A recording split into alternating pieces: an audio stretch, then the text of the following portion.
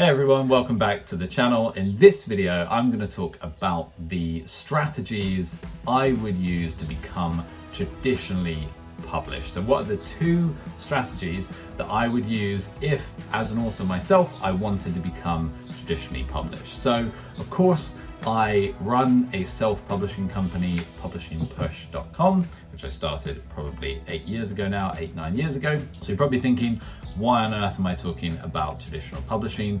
Well, I think it's important to discuss the two main types of publishing, self-publishing and traditional publishing. I actually don't think there's necessarily anything wrong with still wanting to be traditionally published, but self-publishing does, of course, offer a huge number of benefits. You don't have to wait, so you aren't going to have to wait 2 to 4 years to eventually get your manuscript published, secure an agent.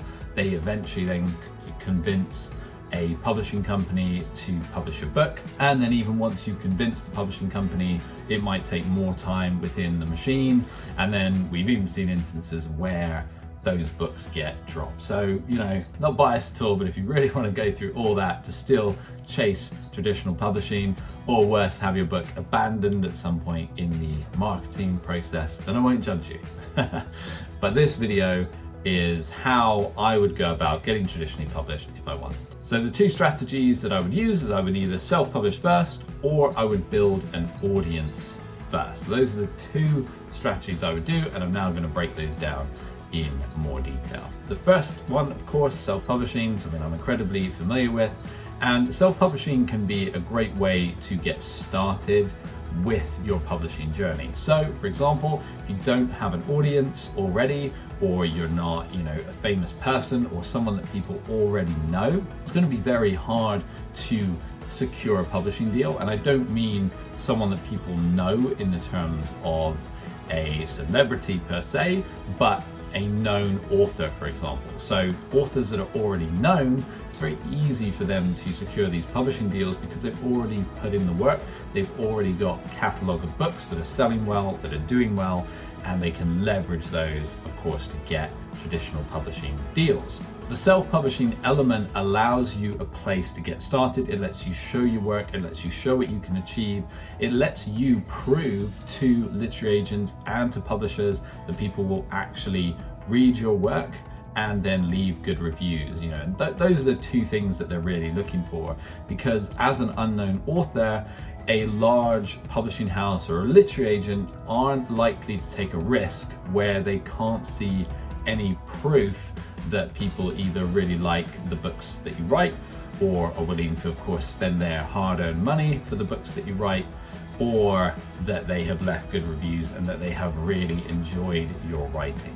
So that's why I think self-publishing is a great way to go to get some books out there. And then really, when you approach a literary agent or a traditional publishing company, it's very easy to point to the success you've already had, and of course say, look, if I had a very large marketing budget behind me, potentially an even more expensive editorial team, we could push these even further. So self-publishing is a great way to get the ball rolling. I actually, of course, believe self-publishing is a better option than traditional publishing. You get to keep 100% of your royalties. If you work with a company like us, you get to keep control of your book, which is really important for authors. You get to keep that creative control, and you will get all the financial rewards should that book do well. A lot of traditional publishing deals, of course, they really suit the publisher, they don't suit the author. That's what I would say about the process of getting traditionally published, using self-publishing as the stepping stone. We've actually seen a number of authors do this in the past.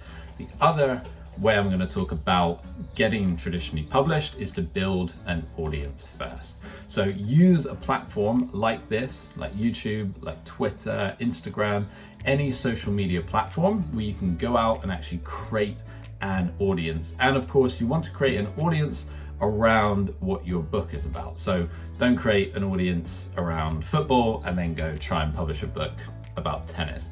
You're of course going to have to cater to that audience, cater to their interests. And while you build that audience, you're going to have that in mind.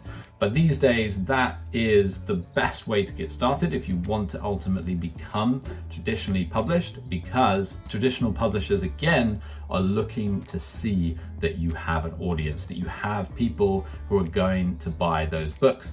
Ultimately, they're lazy. They don't want to do all the hard work. They want you as the author to do all of the hard work, create an audience first that you can sell that book to, which of course begs the question, as you've done all that hard work, you've created that audience, it would of course be much easier to go ahead, self-publish, sell it to the audience you've spent all that time building, that you've worked really hard to build, and of course you would keep all of the money from that. So some food for thought there. Those are the two strategies I would use if I was to go down that route. I still of course think that self-publishing is the way to go. And of course, if you'd like more information about self-publishing, links are below where you can come and read more about what we do, what we offer, and we have a range of free guides for you as well.